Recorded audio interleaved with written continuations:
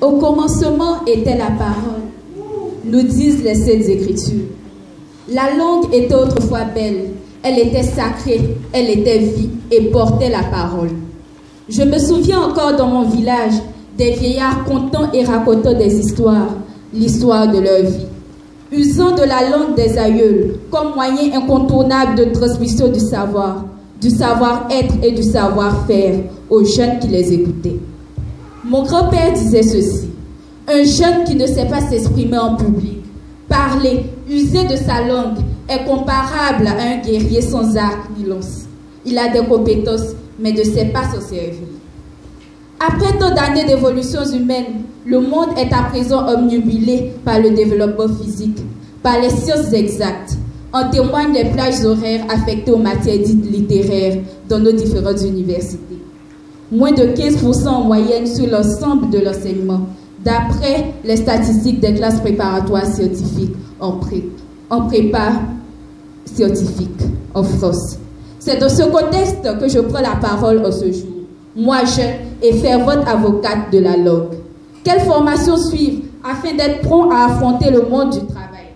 Dans quelle mesure la langue constitue-t-elle un facteur d'insertion socio-professionnelle pour les jeunes? De nos jours, la formation est perçue seulement d'un point de vue intellectuel, comme l'acquisition de connaissances sur un sujet précis, dans un domaine donné. Cependant, celle-ci se veut complète. Un jeune, en effet, aura beau avoir tout le savoir possible. S'il n'est pas capable de rendre ce qu'il sait par la parole, en partageant ses idées, il ne sera pas mieux que celui qui n'est pas allé à l'école. Ce dernier sera comparable à une bibliothèque en feu, c'est-à-dire inutile et peu rentable. Par ailleurs, qu'entendons-nous par insertion sociale?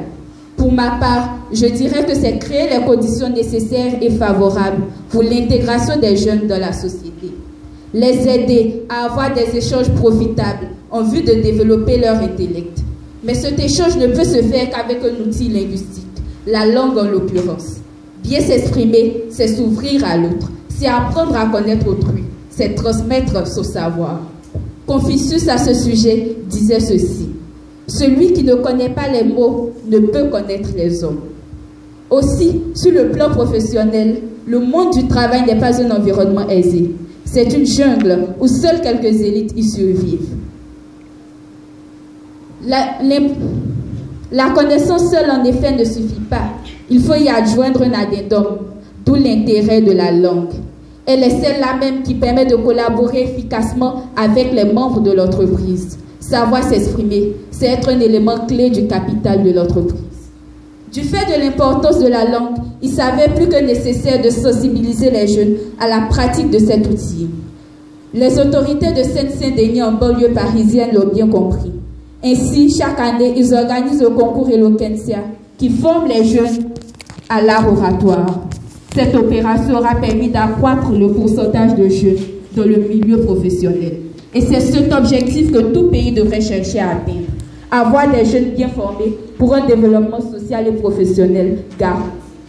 À vous, chers encadreurs, à vous, chers élèves, chers étudiants, c'est à nous tous que je m'adresse. Comment aboutir à un changement de mentalité afin que tous reconnaissent le rôle indéniable de la langue pour nous jeunes?